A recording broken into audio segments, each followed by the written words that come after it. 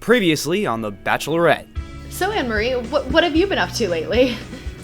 Just give me a minute. I'm trying to become a central supernode. A supernode? I just feel like Anne-Marie wasn't paying enough attention to me. I mean, she said the state is still an important unit of analysis in international relations, but she was just so focused on all these networks all the time. And in the end, Anne-Marie was sent home from the show. Guess I just can't have it all. It was so tough to send Anne-Marie home, but I feel like it was the right decision. Plus, I still have 3 amazing contestants vying to be my one true grand strategy. It's gonna be tough to decide who will win this competition.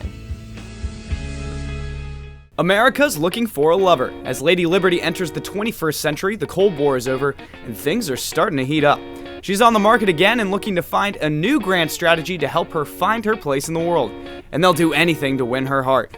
On tonight's episode, we're down to our final 3 contestants. Who will Lady Liberty choose? Will she find her fairy tale strategy? Find out next on a new episode of Bachelorette, Grand Strategy Edition.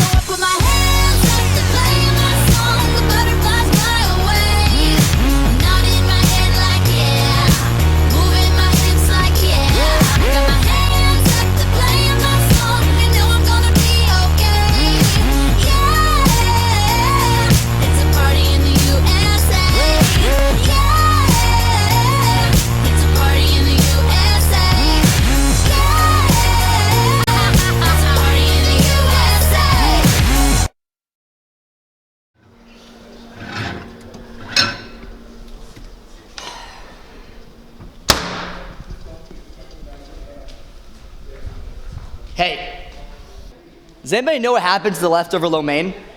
No. Oh, that was yours? I just ate it. Sorry, bro. Relax, dude. There's some leftover couscous in the fridge. I hate couscous. Chill out. Don't tell me what to do. I just can't stand Pax Americana. He's always just trying to meddle. He doesn't really seem to get the concept of borders or personal space. Like, I was saving those leftovers for lunch today, clearly wrote my name on it, and he just went in there and took it.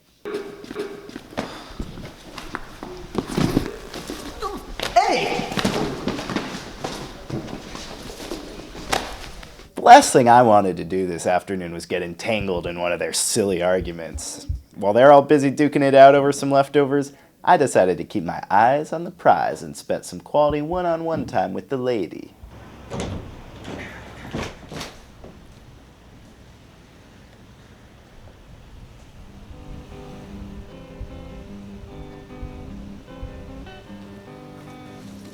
Hey girl, your hair's looking like amber waves of grain tonight. Well, hey Max, thanks. What's all the commotion in there? Oh, nothing serious. Just 2 hooligans getting their panties in a bunch over some leftovers. Like children. At least I know where my priorities lie. Well, that does seem really petty. Yeah. Hey, listen, I just can't stop thinking about that last time we were together, you know, after World War I. We were so happy together. We were so prosperous and proud. You're so right. I mean, we had our occasional tiffs, but it was nothing a good speakeasy couldn't solve. Yeah, whatever happened to us? Pearl Harbor. So I'm going on a date with Maximum Restraint tonight, and I'm really looking forward to it. We had a great time on our last date together alone, just the 2 of us. He's really a great guy, so charming. I really love how self-sufficient he is and how committed he is to his beliefs and his family. I'm a little concerned, though, about how committed he's going to be to me. I guess we'll just have to see how this date goes. So Max has asked me to drive to his house today. I was a bit confused by that. He kept saying something about not wanting to spend more money on foreign oil himself. I don't know. I'm just hoping this date gets better from here. We've had a lot of fun on our dates up until now. Hopefully this one will be great too.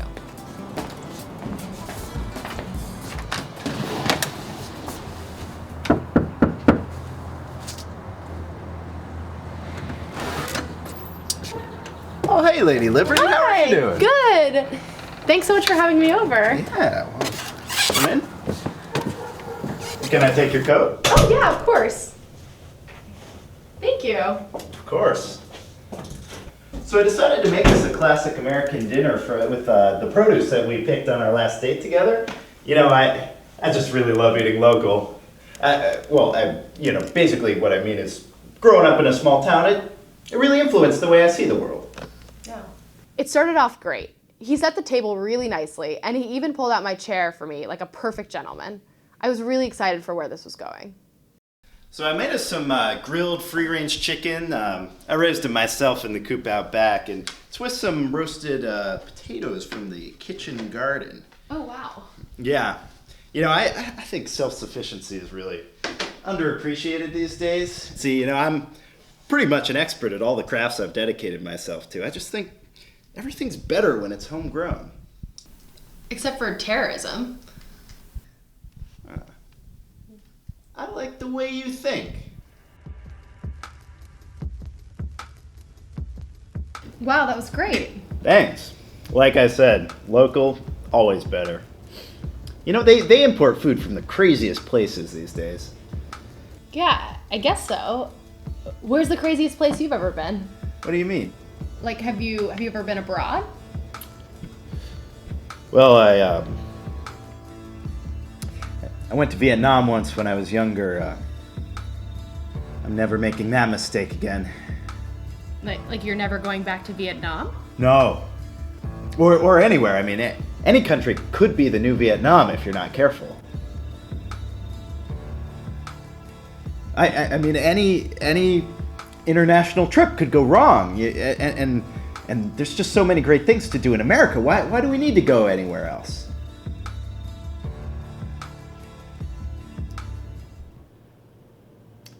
Well, do you want to watch a movie? Sure, yeah. All right.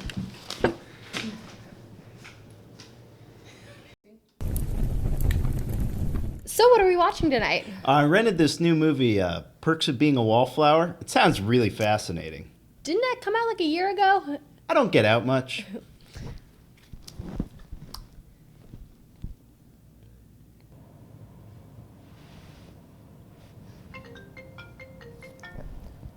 I have to take this. It's my friend Jordan. She's having some problems. Okay. Hey, Jordan. What's wrong? Okay, calm down. So I'm on a date, but I can come there right after. Okay. Okay, thanks. I'm sorry. It's my friend Jordan. She has these crazy neighbors, and they're all kind of scary. It's always making a lot of noise. And now she wants me to go over there and confront them for her. So I just don't know what to do. What do you think? Well, I mean, why doesn't she just deal with it herself? I guess I'm just a little bit more assertive than she is. I mean, she has all these house guests staying with her too, and so while this has been going on, she just kind of asked me for some help. Are you two that close? I mean, we always get along when we're together, but I wouldn't really call her my best friend or anything. I think more than anything, I'm just the kind of person that people go to when they have trouble. Huh. Well, I mean, isn't that a problem though? I mean, like, it sounds like a really dangerous situation, and you know, you're gonna just walk into that? I mean, don't you think it would be better if you let her deal with her own problems instead of calling on you when she gets into, you know, a bit of a mess? I guess that makes sense. Yeah, I mean, I'm just worried about you, Liberty. Like, you know, if you keep going and getting entangled in any problem you see out there, you're going to get yourself into some trouble eventually. Yeah, you do have a point, Max. I'll definitely have to think it over.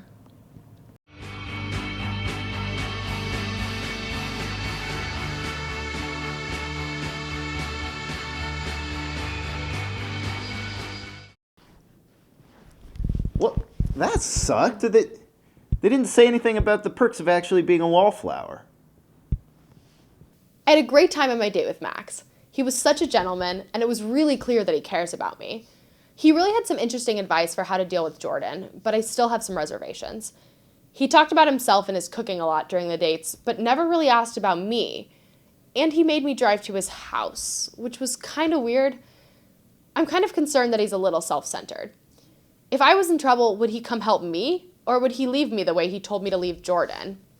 My date with Pivot to Asia is up next, though, and I'm really excited to see what he has in store for us. So, what are we doing? Well, I'd love to take you out to eat. There's a lot of great restaurants in this neighborhood. Basically, all the major geopolitical players are represented. So, what about like that Middle Eastern place? I go there all the time.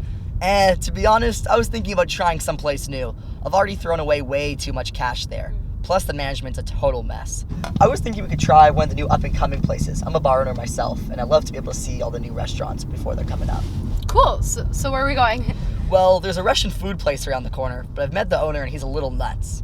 Nuts? Yeah, he has this really shady past and a big chip on his shoulder. Plus, he gets really freaked out whenever me and my friends are in his area, like we're going on his turf or something. He also has this really weird fear of gay propaganda, so that's kind of odd too. What, does he think he's a czar or something? Yeah, I know. Plus, his relevancy is fading fast. If you ask me, the place everyone's going to be talking about in the next 10 years is a small Chinese restaurant around the corner. I think we should try that out. Sure, that sounds great. So this date was going great. He seemed really practical and had a sharp eye for sizing up his competition in the global restaurant game. He was also, really forward-looking. On the walk there, we talked about where he saw himself and his competitors in 10 years. And the more I talked to him, the more I felt like he was the guy I'd want to be with to plan my future.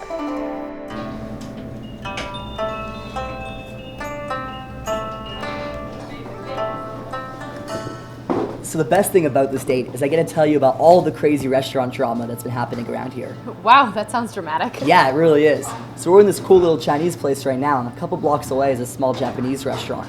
The two of them keep fighting over this gazebo that's situated right between the two of them. They both say it's theirs, that's always been theirs, and that's always going to be their gazebo, and that they only want it for themselves. The weird thing is, though, is that the gazebo was here way longer than either the two restaurants and their managers were. That's crazy. Yeah, it really is. So we've talked a lot about everything else. Tell me about yourself. Sure. So, as I said before, I own a bar not far from here. Really great American food and live music every night. It's a lot of fun. And I come from a really big family. I was one of the younger siblings, never the biggest or the oldest, the strongest. So I had to find a way to forge alliances with some of my siblings to help me out against the ones who didn't like me so much. And that was always a lot of fun. Yeah.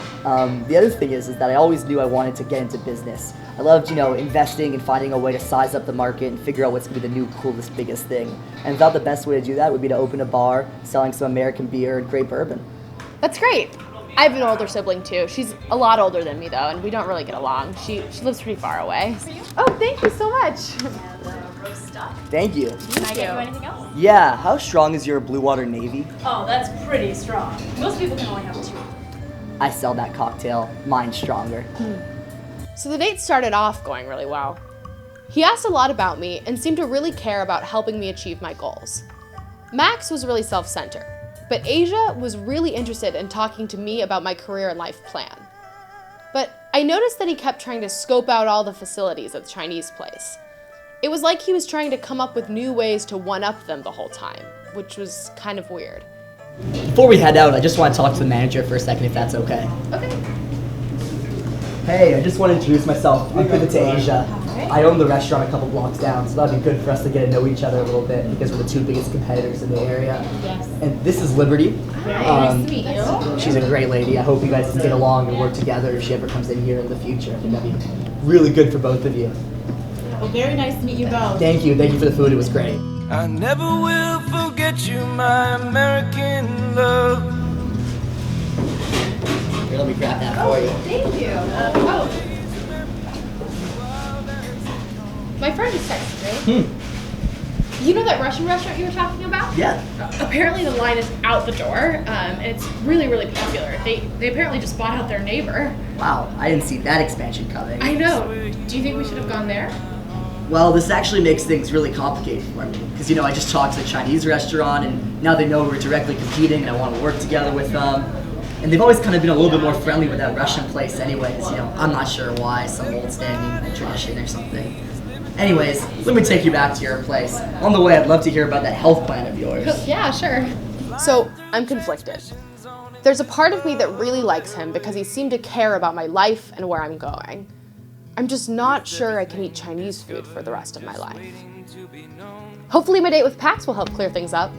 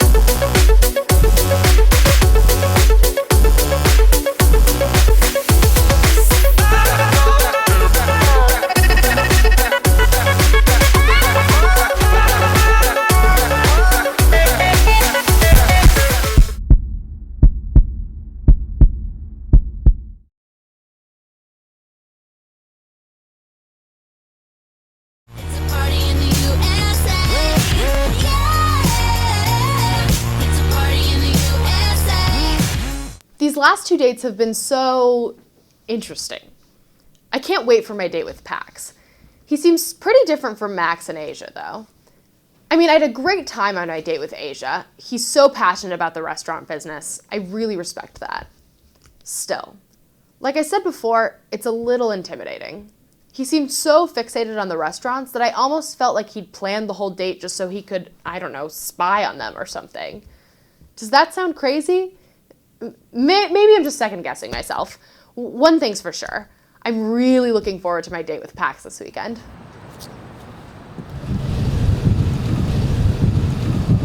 Hey, Liberty. Hi. How's it going? Good, how are you? I'm great. Come on in. Where are we going? So, for our date, I wanted to do something a little different. It's a little bit out there, but I think you'll find I'm usually pretty good about knowing about people, even when they don't know about themselves right away. Really? Okay. So, you ever been to a firing range before? No. Let's do it. I'm so excited. Awesome. Let's go. It's too early to tell, but Pax is certainly interesting. He seems really confident in himself and his actions, which kind of makes me want to agree with him. His confidence is contagious, I guess. I don't know how I feel about a shooting range, but I'm willing to try it, and he seems pretty proud of his riflery skills. Wow. Nice car. Thanks. I only buy American. Wow. Looks like we got a Patriot on our hands. Darn straight. They're the only brand you can trust from start to finish, unlike those foreign cars. Wow. You really do like American cars. They're just the best. I mean, I know my cars. I had this buddy of mine, Iraq. Man, that guy was having some major car problems years ago. Finally, I had to step in, because if there's one thing you need to know about me, it's that I will do whatever it takes to keep my friends' affairs in order. Even if it means getting matters in my own hands. How'd it go? Man, that was a messy job. I mean, don't get me wrong, I know my cars, but Rocky's was a real difficult fix. Finally got that engine out of there, although it took a really long time. The thing was in working order, though. Or at least, I mean, it was better than it was before. That being said, though, I don't think anybody could ever really fix that car, you know? Damn thing was a danger to the whole neighborhood. You and Iraq must have been really good friends for you to do all that for him. Actually, not that great friends. We even got in a couple of fights, to be honest. Truth be told, though, doesn't really matter. A man should keep his things in order, and I just cannot stand by and watch it crumble. Not in my neighborhood. Wow. That's very noble of you. You must be really respected in your community. I should, shouldn't I? Are you not? Heck no. Can't believe the nerve of the thing. Here I am, busting my chops, trying to help out. Like, you know what they call me? For crying out loud, they call me interloper or meddler. Nerve. So they don't even thank you? Why bother? Keeps the neighborhood safe. And it's just the right thing to do, you know? I mean, heck, Rock's still having problems with his car. Some people even tell him it's my fault. It's not the point, though. It's a thankless task. Just know that keeping things in order will keep my neighborhood safe. Wow. I hadn't thought about it that way, but that seems fair. I think you might have a point.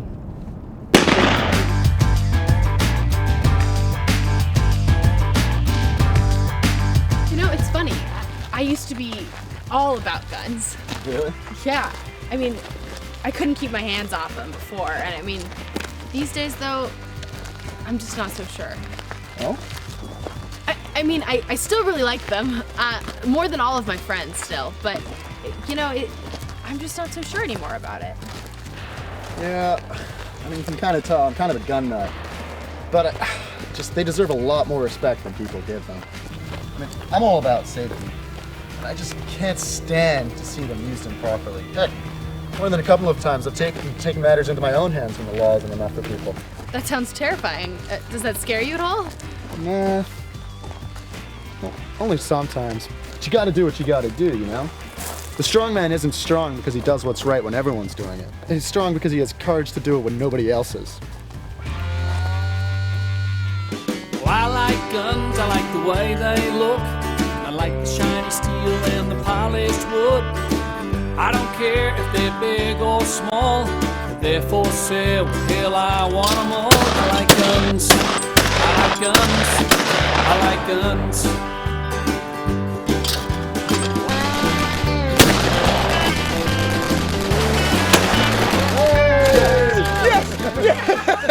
He's kind of intense, like he really cares about being right.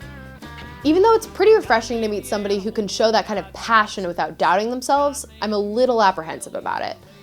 It's almost like proving himself is more important to him than being a good friend, which is definitely a relationship concern.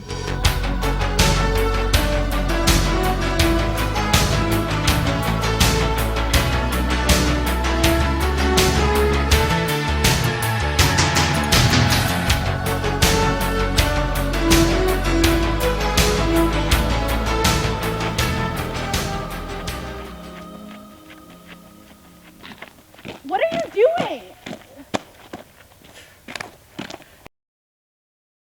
So I came to DC to meet Max, Pax, and Asia's families. I want to learn a little bit more about them, their backgrounds, and what our futures would look like together.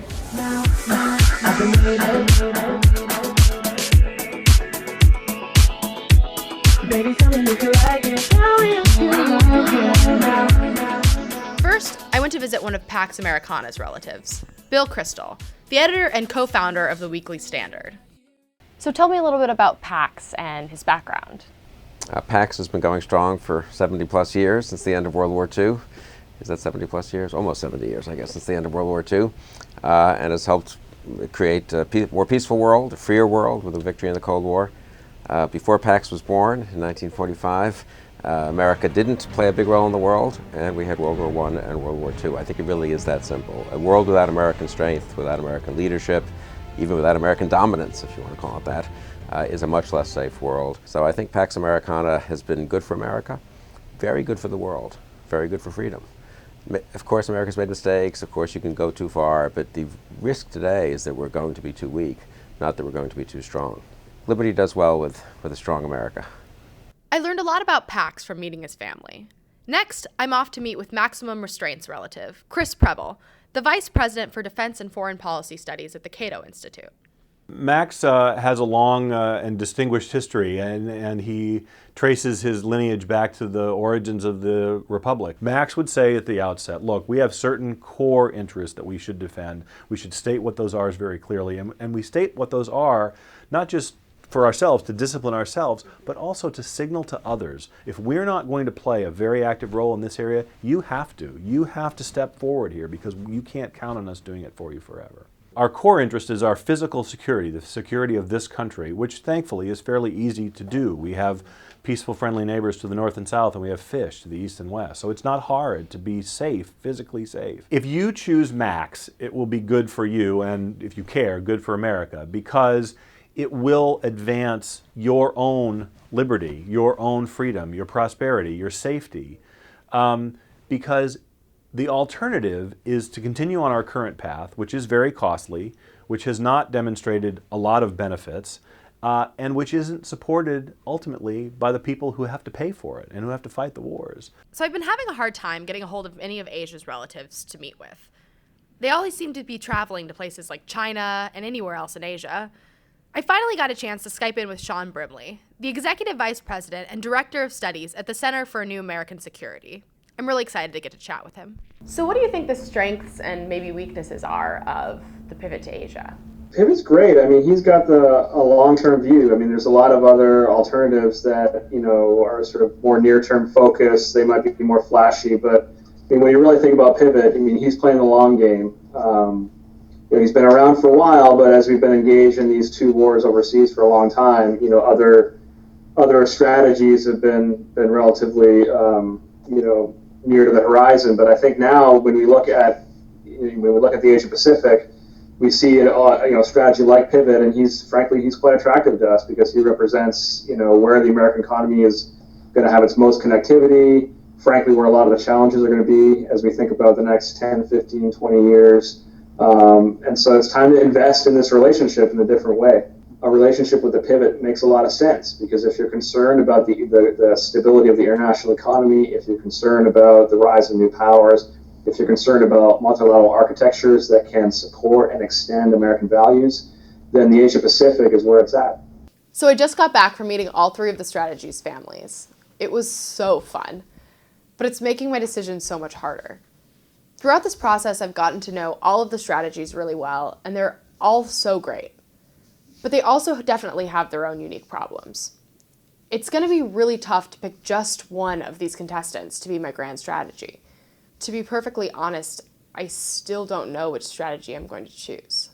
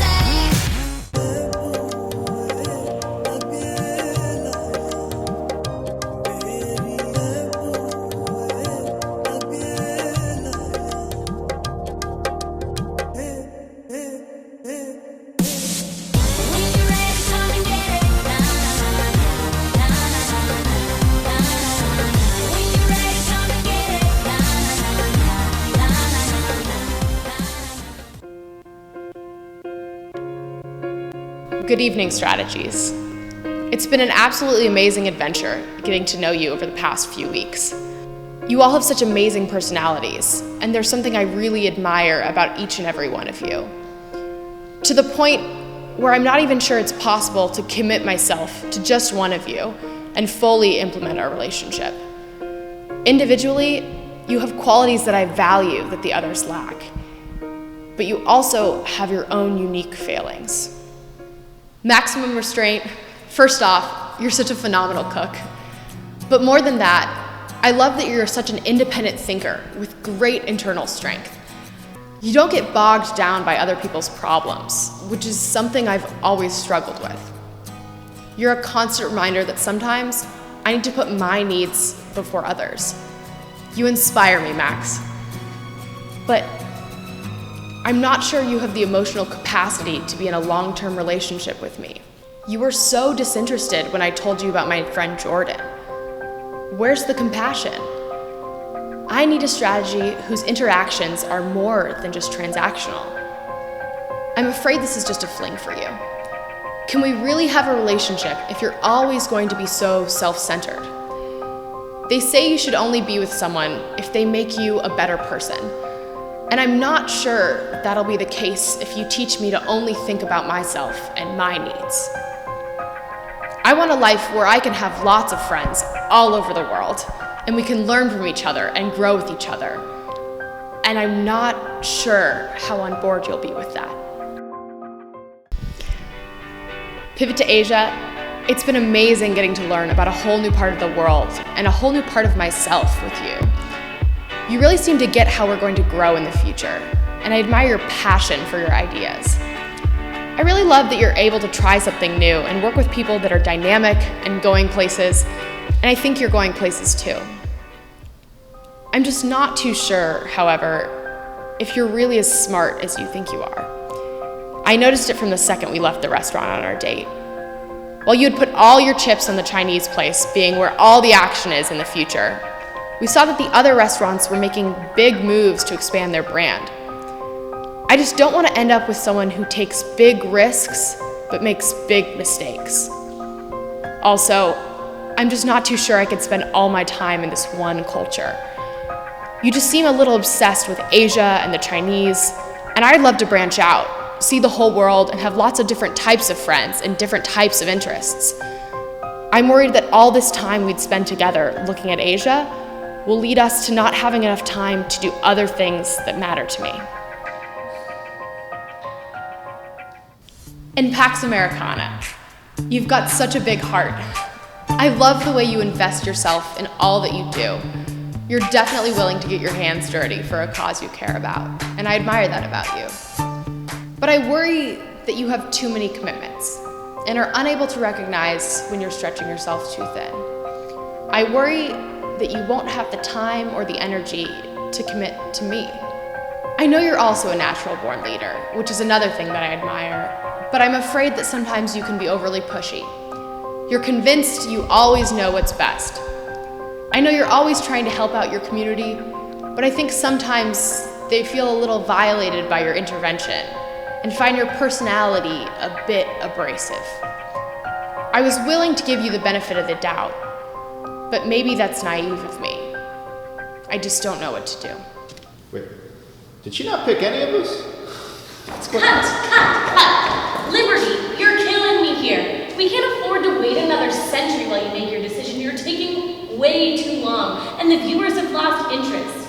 The ratings are lower than they've ever been. I think we're just gonna need to cut our losses and end the show here. What do you mean? This is my show. I need a grand strategy. We have so many problems to deal with. What about climate change and Syria and trade wars and that conflict in the Crimea? Cry me a river. The people don't care. It's time to move on. And I've got a new show. People are so excited. Danny, roll the clip. In a world bereft of a true superpower, 4 aspiring young nations are on a quest to become the world's next leader. As the competition gets fierce, who will rise above the rest? Who will master the competition and expand their sphere of influence around the world? Will it be China, Brazil, India, or Russia? Who will emerge from the pack? Who will become the new darling of the international system? Find out next on our new show, World's Next Top Hegemon.